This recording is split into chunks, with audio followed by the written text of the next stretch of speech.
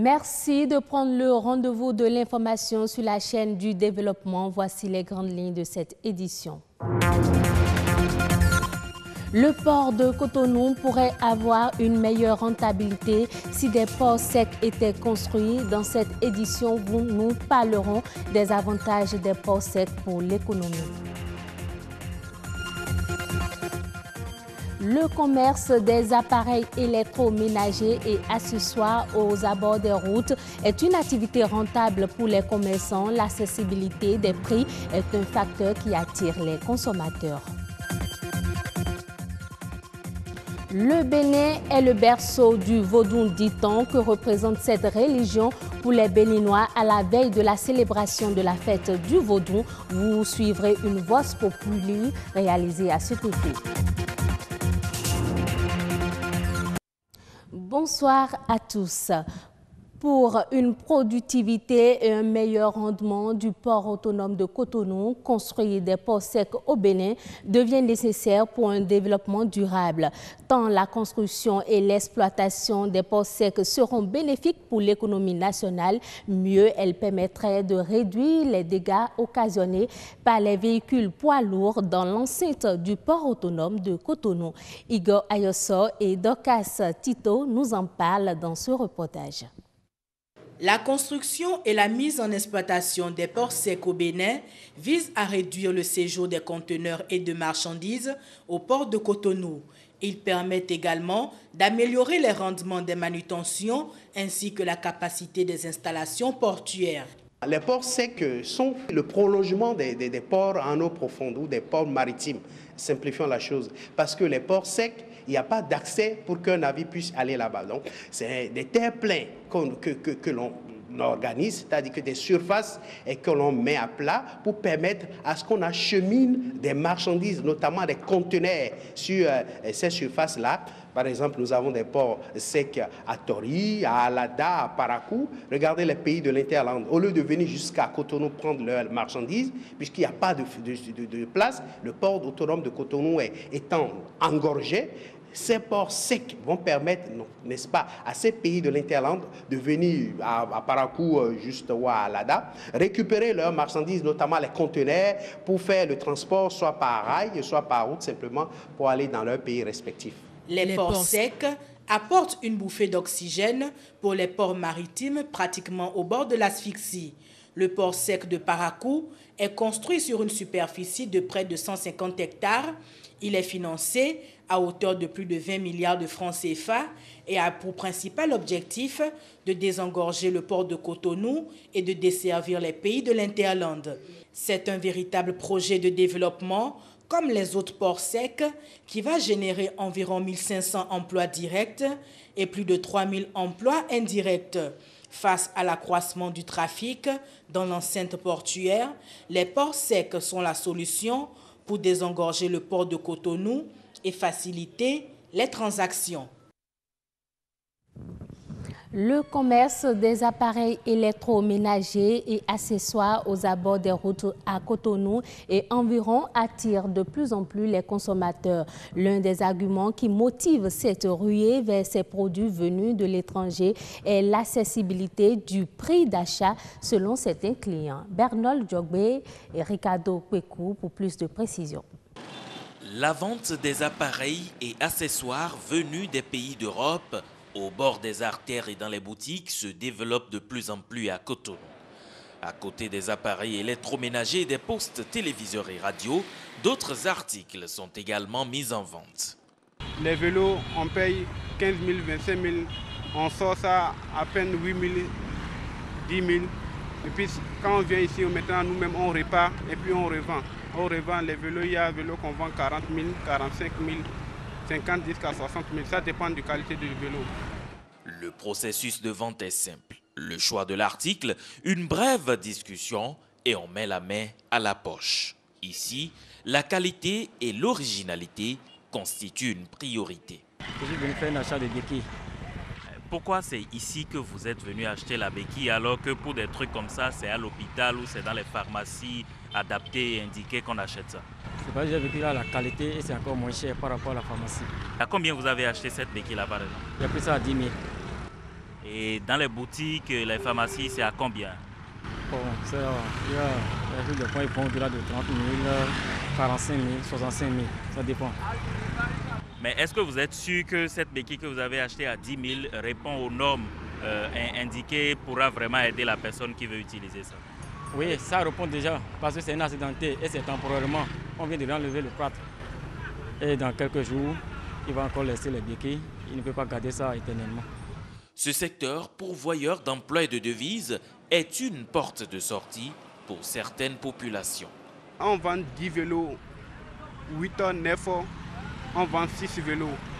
Si ça marche, on vend jusqu'à 11 heures, 15 heures, 14 heures. Au moins, sur un vélo, on trouve 10 000 comme ça, 12 000 comme ça sur un vélo. Donc ça veut dire que si on vend 10 vélos, on peut trouver 50, 45 000, 35 000 comme ça. Et c'est avec ce bénéfice-là, on arrive à subvenir à nos besoins grâce à ce travail. Réglementer ce secteur et gérer le flux de personnes qui s'y adonnent reste une nécessité. Le Bénin est présenté par beaucoup de personnes comme étant le berceau du vaudou. Au-delà de cette affirmation que représente cette religion pour les Béninois, Igor Ayosso, Agnat Bello et Malini Chibozo ont tendu le micro à quelques citoyens.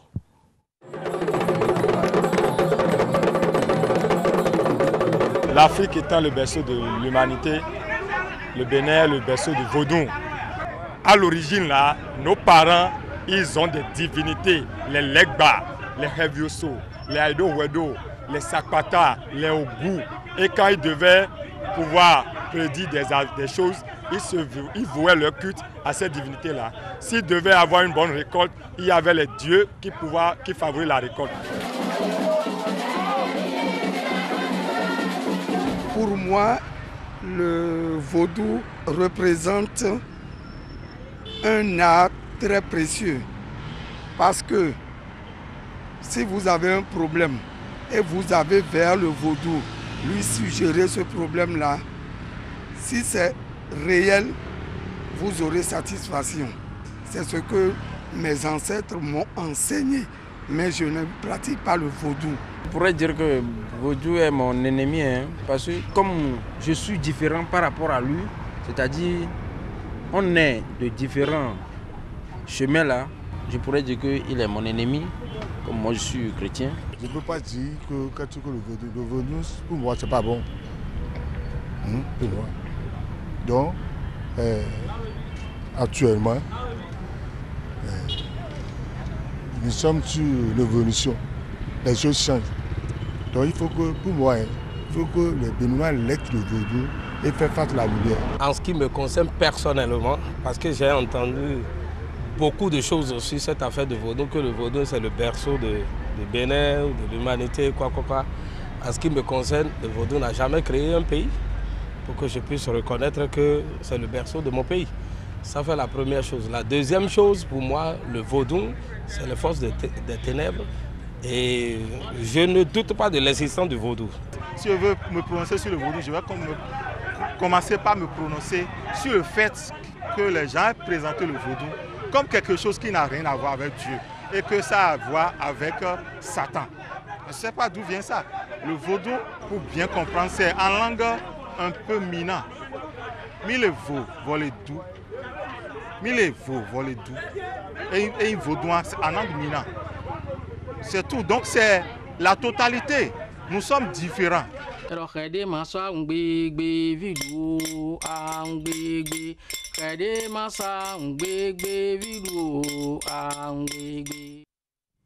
Pour beaucoup de personnes, le chien est un animal doté de plusieurs facultés. Des facultés qui lui permettent d'entretenir certaines relations avec l'homme. Mais sa garde est aujourd'hui un véritable problème de société. Igor Ayosso, Thibaut Maffon et Marcel Arossi nous proposent un reportage sur les liens qui unissent le chien à l'homme. Suivant. J'ai vu mon grand-père, mon oncle avoir des chiens. Et je me suis familiarisé avec eux. La garde d'animaux est une vieille tradition humaine. Aujourd'hui encore, cette tradition se perpétue à travers les générations. Le chien fait partie des animaux les plus prisés par l'homme. Pour bon nombre de personnes, cet animal est d'une grande utilité. Il bénéficie de différentes considérations dans la société béninoise. À la maison déjà, même à 100 mètres ou à 50 mètres de mon portail, déjà les chiens aboient pour signaler ma présence, que je suis en train de venir. Déjà, les gens qui sont à la maison savent que c'est moi qui viens. C'est un amour pour moi, donc je leur donne cette affection, je leur donne ce retour en m'amusant avec eux, même me coucher, faire tout le nécessaire qu'il faut avec eux. Quand tu es seul, tu peux te promener avec ton chien. C'est mignon, c'est beau. Et bon, ça te tient compagnie, quoi. Surtout quand tu en prends bien soin, c'est beau, tout le monde veut toucher. Le chien est plus qu'un compagnon pour l'homme. Selon certaines personnes, il joue des rôles qu'on ne peut pas toujours appréhender. Que même spirituellement, il était là, il se battait pour moi. J'ai aussi un chien qui est mort pour moi. Parfois, les chiens sont très habiles dans le coup.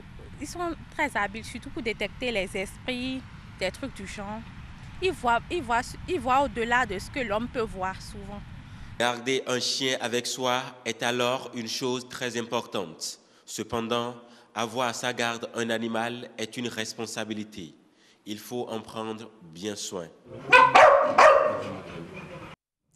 Page internationale à présent, en 2018, le marché mondial du sucre pourrait enregistrer un surplus record. Les derniers chiffres publiés par Greenpool tablent sur un excédent de 10,43 millions de tonnes du produit contre 9,80 millions de tonnes prévues précédemment.